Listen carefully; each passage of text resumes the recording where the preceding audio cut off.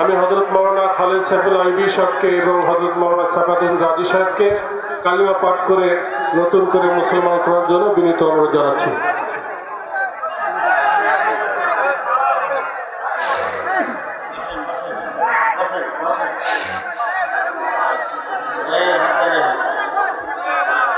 বলেন আশহাদু আল্লা ইলাহা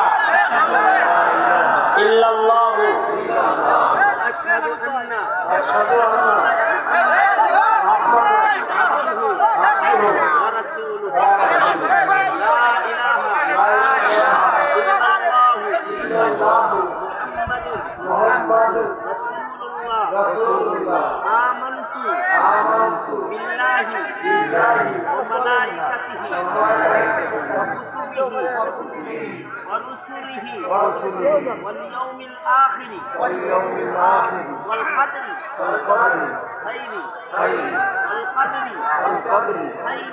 خيره وشره من الله تعالى والبعث بعد الموت আবার বলেন আশহাদু আল্লা ইলাহা ইল্লাল্লাহ واشهد ان محمدا يا الله আমি সাক্ষ্য দিতেছি আল্লাহ ছাড়া আর কোনো মাবুদ নাই আমি সাক্ষ্য দিতেছি মুহাম্মদ সাল্লাল্লাহু আলাইহি ওয়াসাল্লাম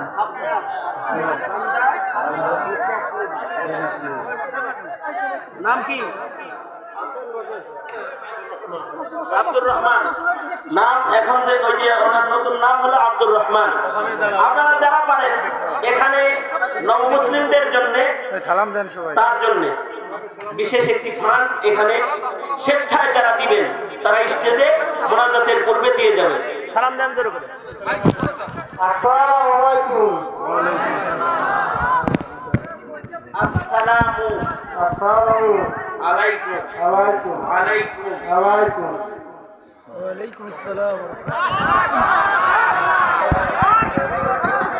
আরে নয়ন ভাই, সম্মানিত উপস্থিতি, আমরা যারা এখনো দাঁড়িয়ে আছি মেহেরবানি পূর্বক বসে যাই। এখনো আমরা যারা দাঁড়িয়ে আছি মেহেরবানি পূর্বক বসে যাই।